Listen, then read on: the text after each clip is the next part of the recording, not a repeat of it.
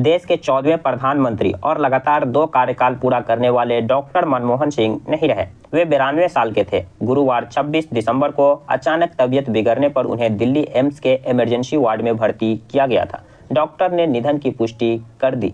आज हम जानेंगे एक प्रोफेसर जो पहले ब्यूरोक्रेसी फिर राजनीति में आए, डॉक्टर मनमोहन सिंह के प्रधानमंत्री बनने की कहानी। डॉक्टर मनमोहन सिंह का जन्म ब्रिटिश भारत यानी वर्तमान पाकिस्तान के पंजाब के गाह गांव में 26 सितंबर 1932 को हुआ था।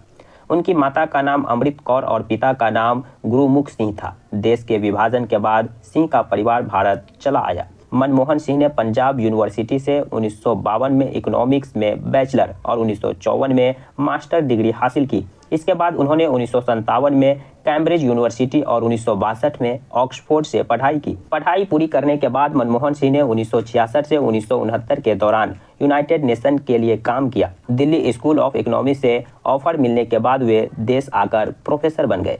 मनमोहन सिंह का ब्यूरोक्रेटिक करियर उस वक्त शुरू हुआ जब ललित नारायण मिश्रा ने उन्हें कॉमर्स मिनिस्ट्री में बतौर एडवाइजर नौकरी दी। उस दौर में मनमोहन सिंह खुलेआम कहा करते थे कि वे विदेशी व्यापार के मुद्दे पर भारत में उनसे ज्यादा जानने वाला कोई नहीं है। एक बार उनके मंत्री ललित नारायण सिंह से उनकी असहमति हो गई। मनमोहन सिंह ने कहा कि वो दिल्ली स्कूल ऑफ इकोनॉमिक्स में प्रोफेसर की अपनी नौकरी पर वापस चले जाएंगे। प्रधानमंत्री इंदिरा गांधी के सचिव पीएन हक्सर को इसकी भनक लग गई। उन्होंने मनमोहन सिंह को वित्त मंत्रालय में मुख्य आर्थिक सलाहकार का पद ऑफर कर दिया। इस तरह मंत्री से लड़ाई उनके लिए प्रमोशन लेकर आई। मनमोहन सिंह ने 1970 और 1980 के दशक में भारत सरकार में अहम पद पर रहे। 1972 से 1976 तक चीफ इकोनॉमिक एडवाइजर, 1982 से 1985 तक रिजर्व बैंक ऑफ इंडिया के गवर्नर, 1985 से 1987 तक प्लानिंग कमीशन के मुखिया रहे। एक समय वो भी आया जब राजीव गांधी ने मनमोहन सिंह को जोकर कहा।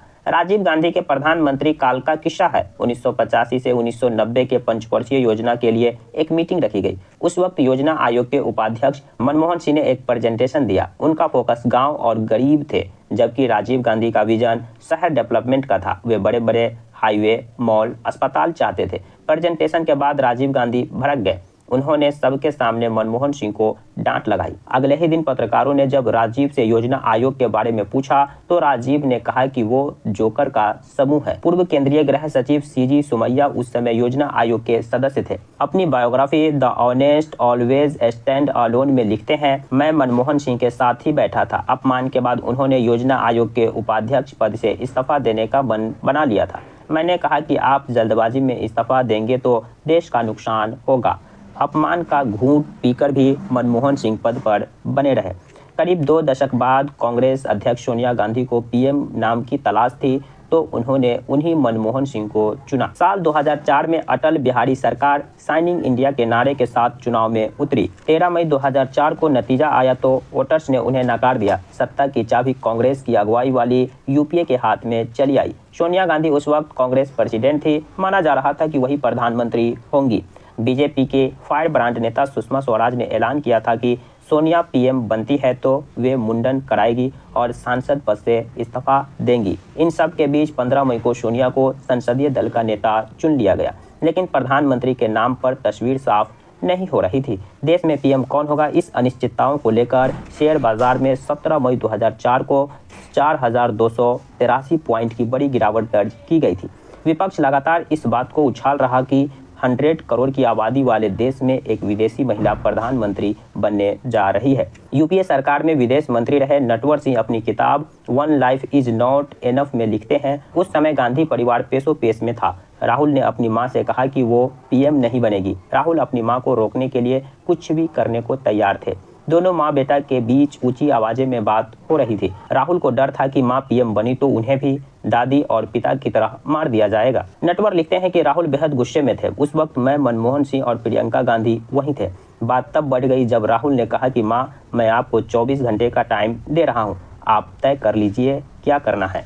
आंसुओं से भरी माँ सोनिया के लिए यह असंभव था कि राहुल की बात को वो दरकिनार कर दे। उथल पुथल के बीच 18 मई 2004 की सुबह सोनिया गांधी सुबह जल्द उठी। राहुल और प्रियंका के साथ चुपचाप घर से बाहर निकल गई। सोनिया की कार राजीव गांधी की समाधि पहुंची। तीनों थोड़ी देर तक समाधि के सामने बैठे रहे। उसी शाम 7 बजे संसद के सेंट्रल हॉल में कांग्रेस सांसदों की बैठक हुई। सोनिया गांधी ने राहुल और प्रियंका गांधी की तरफ देखकर कहा, मेरा लक्ष्य कभी भी प्रधानमंत्री बनना नहीं रहा। मैं हमेशा सोचती थी अगर कभी उस स्थिति में आई तो अपनी अंतरिम आत्मा की आवाज़ सुनूंगी। आज वह आवाज़ कहती है कि मैं पूरी विनम्रता के साथ यह पद स्वीकार न करूं। सोनिया गांधी के पीएम न बनने का फैसला सुनते ही सांसदों में हलचल मच गई। मणिशंकर अय्यर ने लगभग चीखते हुए कहा कि लोगों की अंतरात्मा की आवाज़ कहती है कि आपको ही पीएम बनना चाहिए।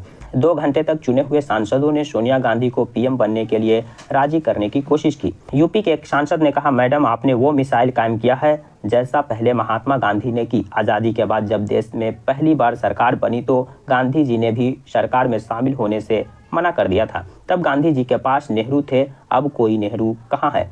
ये सांसद नहीं जानते थे कि सोनिया के पास भले ही नेहरू न हो, लेकिन एक तुरुप का इक्का जरूर था जिसका जिक्र सोनिया ने अभी तक नहीं किया था। इस पूरे घटनाक्रम के दौरान मनमोहन सिंह हमेशा सोनिया गांधी के आसपास थे। आखिरकार कांग्रेस संसदीय दल की बैठक में प्रधानमंत्री पद के लिए मनमोहन सिंह का नाम ऐलान कर दिया गया। पूर्व राष्ट्रपति एपीजे अब्दुल कलाम ने अपनी संस्मरणों की किताब turning point a journey through challenges में लिखा कि यूपीए की जीत के बाद राष्ट्रपति भवन ने सोनिया गांधी को प्रधानमंत्री बनाने से संबंधित चिट्ठी भी तैयार कर ली थी। लेकिन जब सोनिया गांधी उनसे मिलने आई और डॉक्टर मनमोहन सिंह का नाम आगे किया तो वह चकित रह गए। बाद में दोबारा चिट्ठी तैयार करनी पड़ी। प्रधानमंत्री मनमोहन सिंह के ऑफिस में एम.के. नारायण जैसे सीनियर ऑफिसर को नियुक्त किया गया, जिनकी वफादारी मनमोहन से ज्यादा सोनिया गांधी के प्रति थी। पीएम मनमोहन सिंह के मीडिया सलाहकार रहे संजय बारू अपनी किताब द एक्सीडेंटल प्राइम मिनिस्टर में लिखते हैं, मनमोहन सिंह ने खुद उनसे स्वीकार किया था कि कांग्रेस अध्यक्ष के पास सत्ता का केंद्र है और उनकी सरकार पार्टी के प्रति जवाबदेह है। संजय बारू कहते हैं कि सोनिया गांधी का प्रधानमंत्री न बनना एक राजनीतिक स्ट्रैटेजी थी। उन्होंने मनमोहन सिंह को प्रधानमंत्री जरूर बनाया था, लेकिन उन्हें वास्तविक सत्ता नहीं सौंपी थी।